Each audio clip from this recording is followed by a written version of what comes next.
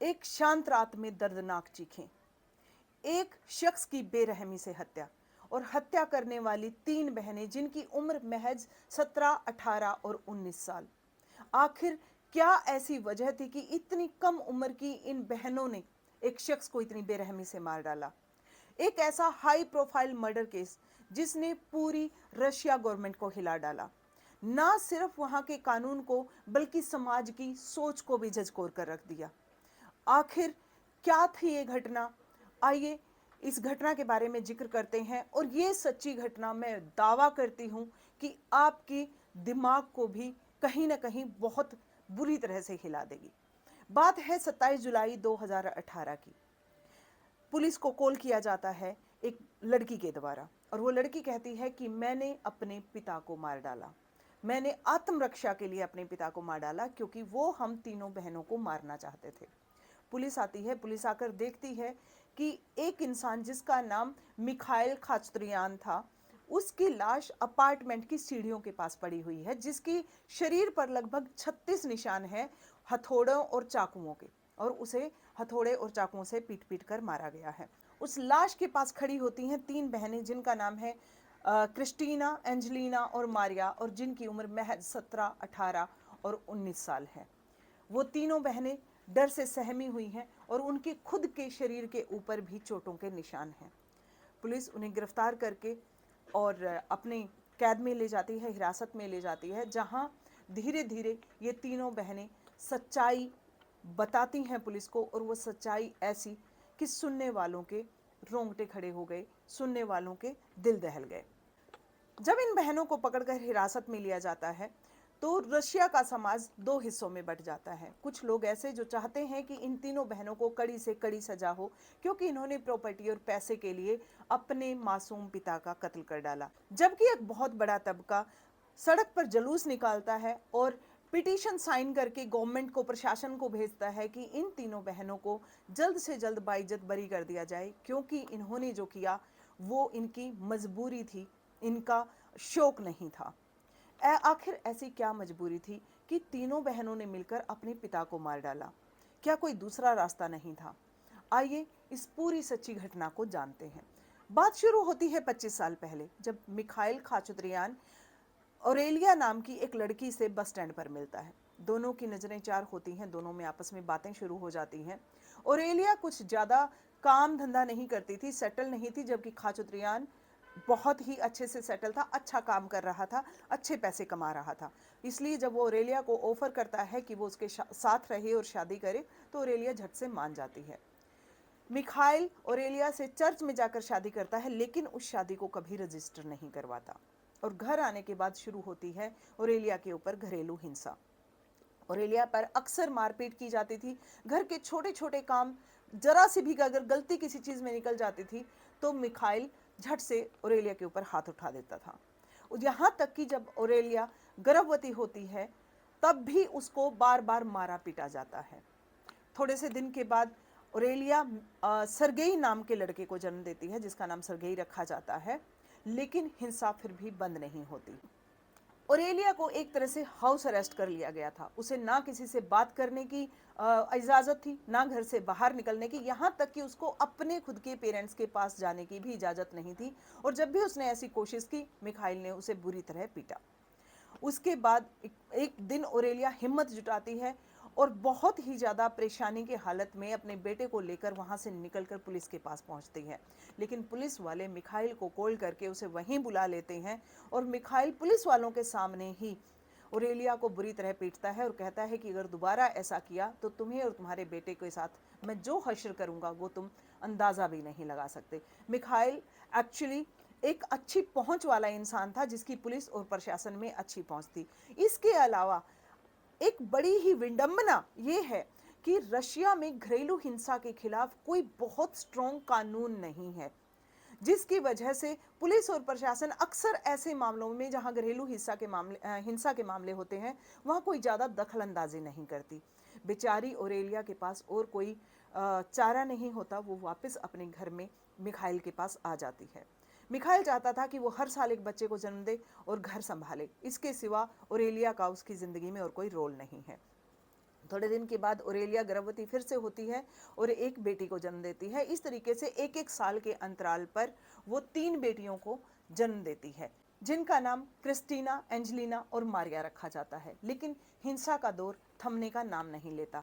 Sergei जो बड़ा होता जा रहा था, उसके प्रति उसके पिता का व्यवहार बहुत ही भयानक था, बहुत ही असहनीय था। उसे बहुत मारा पीटा जाता था, अक्सर घर से बाहर उसे निकाल दिया जाता था। रात को छुप छुप कर ओरेलिया उसे खाना खिलाती थी, और जब पता चलता था कि ओरेलिया अपने बेटे को खाना खिला रही है तो ओरेलिया को भी मारा पीटा जाता था। जब सरगेई 16 साल का हो जाता है तो मिखाइल उसे न सिर्फ घर से बल्कि अपनी संपत्ति से बेदखल करके निकाल देता है। उसके बाद जब बेटियां बड़ी होने लगी, लगभग 14-15 साल की जब बेटियां हो गई, तो मिखाइल का इंटरेस्ट अपनी पत्नी में भी बहुत कम हो गया और उसने ओरेलिया को मार पीट करके घर से बाहर निकाल दिया और धमकी दी कि अगर वापस घर आने की कोशिश की तो तुम्हें और तुम्हारे बेटे को मैं छोड़ूंगा नहीं। लेकिन एक अजीब बात यह थी कि इस पूरे घटनाक्रम के दौरान मिखाइल का व्यवहार अपनी बेटियों के प्रति अभी तक अच्छा था, यहां तक कि वो उन्हें अपने रिश्तेदारों से, अपनी माँ बहनों से भी मिलाता था, जबकि बेटे को और पत्नी को के साथ ऐसा नहीं किया जाता था। तो ओरेलिया को भी लगता है कि चलिए कोई बात नहीं, मेरी तो जिंदगी बर्बाद हो गई, लेकिन शायद मेरी बेटियों को ये अच्छे से रख लेगा, तो ये सोचकर ओरेलिया वहां से निकल जाती है। लेकिन शायद ये ओरेलिया का जिंदगी का सबसे बड़ा पछतावा रहेगा। उनके जाने के बाद, ओरेलिया के घर से जाने के बाद, मिखाइल का व्यवहार अपनी बेटियों के प्रति बहुत बदल जाता है। वो उनसे सारे घर के काम करवाता है, उन्हें स्कूल में भी नहीं भेजता और उनके साथ दुर्व्यवहार करता है। अक्सर उनके साथ मारपीट करता है, ईयर गन से और पेपर स्प्रे से उनको हर्ट करता है। इसी तरह से जिंदगी चल रही थी कि एक मंझली बेटी एंजेलिना को लेकर एक बार मिखाइल इज़राइल जाता है, वहाँ पे अपनी जो इनका सबसे बड़ा पवित्र स्थल माना जाता है वहाँ दर्शन करने के लिए। और वहाँ पर दर्शन करने के बाद मिखाइल वहीं पर एक रूम लेता है अपनी बेटी के साथ, और वहाँ अपनी बेटी के साथ एंजेलिना, जो उसकी खुद की स्वयं की मंझली बेटी थी, उसके साथ वो शारीरिक शोषण करता है। डरी सहमी एंजेलिना घर आ जाती है, लेकिन एंजेलिना को धमकी दी जाती है कि अगर अपनी बहनों को तुमने बताया तो तुम्हें छोड़ा नहीं जाएगा। घर आकर मिखाइल का व्यवहार अपनी तीनों बेटियों के प्रति लगभग सेम हो जाता है। अक्सर उसने अपने रूम में एक घंटी रख रखी थी, जब वो घंटी बजाता था तो तीनों बेटियां सहम जाती थी। उस घंटी बजने का मतलब ये था कि उन्हें उसके रूम में जाकर उसे सर्विस देनी है। अक्सर वो उनसे बॉडी मसाजेस करवाया करता था, लेकिन ये मसाज महज मसाज नहीं होती थी। धीरे धीरे उसका रूप इतना वहशी, इतना दरिंदा होता जाता है कि उसकी एक बेटी क्रिस्टीना, जो कि जिसको दमे की प्रॉब्लम थी, एक दिन जब वो उसके साथ यौनाचार कर रहा था, क्रिस्टीना घबरा जाती है और उसे चक्कर आ जाता है और वो बाहर आकर सुसाइड अटेम्प्ट करती है और खुद को मारने की कोशिश करती है, लेकिन उसे बचा लिया जाता है। जब वो हॉस्पिटल में होती है, उसकी दोनों बहनें उसके पास बैठी होती हैं, तो वो दोनों बहनें उसे कहती हैं कि अगर आज तुम मर गई होती तो हम भी यही करती, हम भी जिंदा नहीं रहती, जिसकी वजह से उन तीनों बहनों का बॉन्ड और ज़्यादा स्ट्रॉन्ग हो जाता है। मिखाइल अपनी तीनों बेटियों को स्कूल भी नहीं जाने देता था। सन 2018 में वो तीनों लड़कियां सिर्फ 7 दिन के लिए स्कूल गई थी और उन 7 दिनों में भी उनके टीचर्स और सहपाठियों ने बताया कि उनके शरीर पर बहुत बुरी तरह चोट के और मार के निशान होते थे। यहां तक कि मिखाइल ने अपनी बेटियों पर नजर रखने के लिए घर में कैमरे भी लगवा रखे थे कि मेरे जाने के बाद ये घर से बाहर तो नहीं जाती हैं।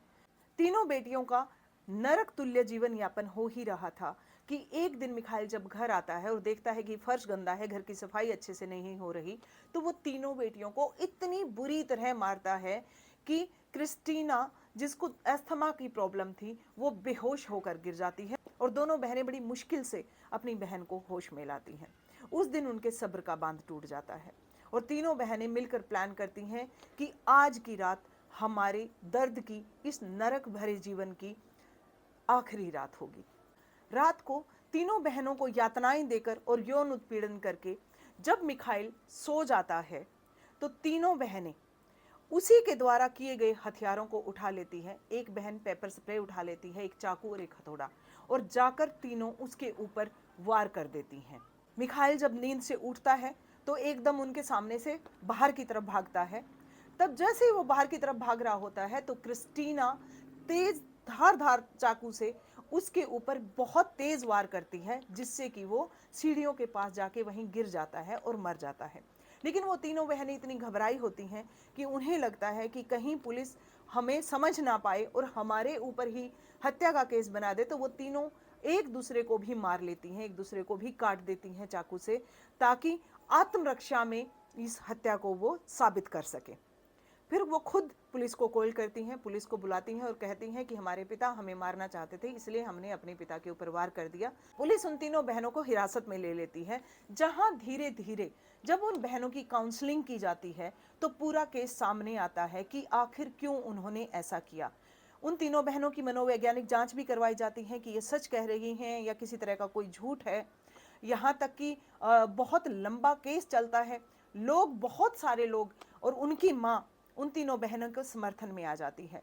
क्रिस्टीना और एंजेलिना ने अपनी कुछ सहेलियों को अपने ऊपर हुए अत्याचारों के सबूत भेजे थे, कुछ रिकॉर्डिंग्स भेजी थी और कुछ उन्होंने मैसेजेस भी कर रखे थे जिनमें उन्होंने बता रखा था कि अब ये नरकीय यातना हमसे सहन नहीं होती और कुछ ना कुछ हम लोगों को करना ही पड़ेगा। उनकी सहेलियां भी सबूतों के साथ पुलिस प्रशासन के सामने आती हैं। टीचर, सहपाठी सभी गवाही देते हैं कि ये लड़कियां बहुत ही सभ्य थी, इनका व्यवहार स्कूल में बहुत ही मर्यादित होता था और अक्सर जब ये स्कूल में आती थी तो इनके ऊपर चोट के निशान पाए जाते थे। पड़ोसी भी पुलिस को गवाही देते हैं कि अक्सर इस घर से हमें बहुत ज़्यादा मारने पीटने की आवाज़ें आती रहती थी और इस घर में कुछ नॉर्मल नहीं था। खैर, पूरा केस बड़े सालों तक लड़ा जाता है, अभी तक भी लड़ा जा रहा है। रशिया का समाज दो हिस्सों में बंट चुका था। कुछ लोग थे जो चाहते थे कि इन्हें सजा दी जाए, कम से कम 20 साल की सजा रशिया में ऐसे केसेस में होती है कि इन्हें कम से कम 20 साल की सजा दी जाए क्योंकि इन्होंने अपने प्रॉपर्टी के चक्कर में अपने पिता को मारा है। लेकिन ये भी बात खारिज हो जाती है। इन तीनों बहनों को, क्रिस्टीना, मारिया और एंजेलिना का वकील इस सबूत समेत इस तथ्य को खारिज कर देता है क्योंकि कभी भी मिखाइल ने अपनी शादी रजिस्टर ही नहीं करवाई थी, जिस वजह से उसने अपनी पत्नी और अपने बच्चों का अपनी प्रॉपर्टी में कभी कोई हिस्सा रखा ही नहीं था। उसकी सारी प्रॉपर्टी के, सारी संपत्ति के हकदार उसकी माँ और बहनें थी। माँ और बहनें अपने बेटे के फेवर में कई सोशल प्लेटफॉर्म पर भी जाती हैं और कई जगह गुहार भी लगाती हैं कि इन तीनों लड़कियों को कड़ी से कड़ी सजा दी जाए। मरणोपरांत मिखाइल के ऊपर भी केस चलाया जाता है। यौन उत्पीड़न और घरेलू हिंसा के साथ साथ अवैध हथियार रखने का और कुछ ऐसे सबूत भी मिले थे जिनमें ये अंदेशा पाया गया था कि वो ड्रग्स के मामलों में भी संलिप्त था।